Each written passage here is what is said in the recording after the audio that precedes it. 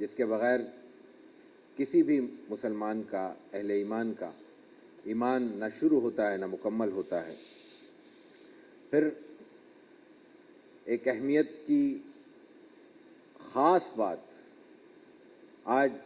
قومی رحمۃ للعالمین اور خاتم النبیین اتھارٹی کی جانب سے باضابطہ طور پہ یا باقاعدہ علماء کی، اہل علم کی، مختلف جامعات اور مدارس کے نمائندگان کی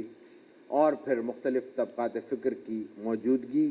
میں ایک نمائندہ اجتماع میں ایک بڑے پروگرام کا انعقاد ہے۔ اس سے پہلے بھی ہمارے ہاں کراچی میں مختلف نوعیتوں کے پروگرام اتھارٹی کی جانب سے کوئی سال بھر میں منعقد ہو چکے ہیں، لیکن یہ پہلا موقع ہے کہ اتنی بڑی سطح پر اور اتنے اہم موقر ریاستی ادارے میں آپ تمام کی موجودگی میں اس ادارے کی آواز بلند ہو رہی ہے اور اس کا تعارف آپ کے سامنے پیش کیا جا رہا ہے۔ میں گفتگو چونکہ ہماری حیثیت آج کی نشست میں ایک طرح سے میزبان کی سی ہے، تو ہمارے علماء گفتگو فرمائیں گے اور گفتگو جاری ہے سلسلہ اس کا۔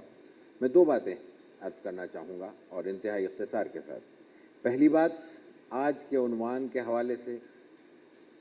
آج کا عنوان نوجوان کے حوالے سے ہے۔ آج کے نوجوان کے حوالے سے گفتگو مسلسل ہو رہی ہے، لیکن جو چیز ہمارے پیش نظر رہنی چاہیے وہ یہ ہے کہ ایک سوال ہے وہ یہ کہ آج کا نوجوان آپ علیہ الصلوۃ والتسلیم کی سیرت سے کیوں سیکھے؟ ہمارا تو اب تک کا اصرار یہی ہے اور درست ہے کہ ہمارے نوجوان کو رسول اللہ صلی اللہ علیہ وسلم کی سیرت سے منسلک کرنا چاہیے، لیکن اس کی ضرورت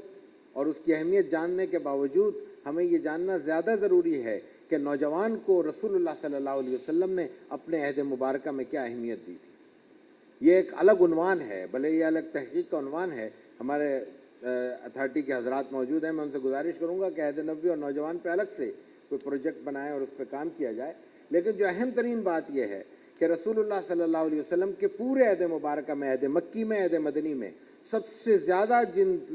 جن صحابہ کرام کو آپ نے ذمہ داریاں دیں وہ سب کے سب نوجوان،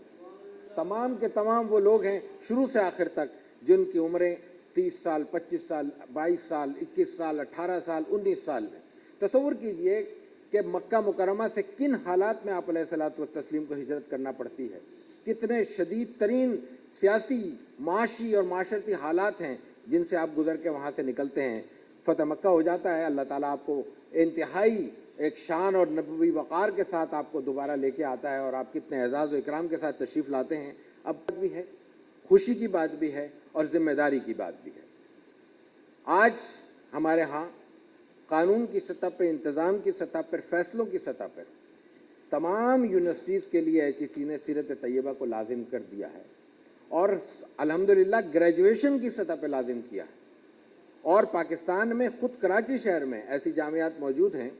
جن میں گریجویشن کے بعد MS کی سطح پہ بھی سیرت طیبہ پڑھائی جا رہی ہے۔ دشواری اب فیصلوں کی سطح پہ نہیں ہے، فیصلوں کے نفاذ کی سطح پر ہے۔ نفاذ مجھے اور آپ کو اپنے اپنے دائرے میں کرنا ہے۔ تو میری گزارش ہے کہ جہاں جہاں جو اساتذہ، مجھے خوشی ہے کہ یہاں پہ بہت سے اساتذہ ہمارے کراچی یونیورسٹی کے، فاسٹ یونیورسٹی کے، بحریہ یونیورسٹی کے، نمل یونیورسٹی کے، اردو یونیورسٹی کے موجود ہیں۔ میں ان تمام حضرات کے توسط سے اور آپ کے توسط سے پورے پاکستان کو یہ پیغام دینا چاہ رہا ہوں کہ سیرت طیبہ کو جہاں پڑھانے کا موقع مل رہا ہے، بجائے اس کے کہ ہم حکومتی اعلانات کا انتظار کریں، جس قدر سہولت میسر ہے، جس قدر گنجائش موجود ہے، اس کو استعمال کریں اور اپنے اپنے دائرے میں سیرت کے فروغ کو آگے بڑھائیں۔ اور اگر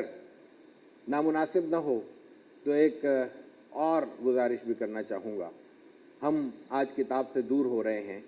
اور ہمیں اپنے معاشرے سے یہ شکایت ہے کہ کتاب ہماری زندگی کا حصہ نہیں رہی۔ ایک تو یہ کہ ہم شکایت کریں اور ایک یہ ہے کہ ہم اس میں اپنا حصہ شامل کریں۔ میری گزارش ہوگی کہ آج ہم یہ اپنے آپ سے وعدہ کریں، بغیر کوئی اعلان کیے، بغیر نعرے لگائے، بغیر ہاتھ کھڑے کیے، اپنے آپ سے وعدہ کریں کہ اپنے اپنے دائرے میں کم از کم اپنے مدرسے میں، کم از کم اپنے اسکول میں، کم از کم اپنے یونیورسٹی میں اور کم از کم اپنے گھر میں ایک چھوٹی سی لائبریری سیرت کے عنوان سے ضرور قائم کریں گے۔ اور میں گورنر صاحب سے گزارش کروں گا، گورنر ہاؤس میں یقیناً میرے تو پہلی بار آنے کا اتفاق ہوا ہے، لائبریری موجود ہوگی تو اس کا اگر باقاعدہ ایک گوشہ سیرت قائم کر دیا جائے تو یہ ایک موٹیویشن بھی ہوگی اور ہماری حوصلہ افزائی بھی ہوگی۔ اللہ تعالی ہمیں عمل کی توفیق عطا فرمائے۔ وآخر دعوانا الحمدللہ رب العالمین۔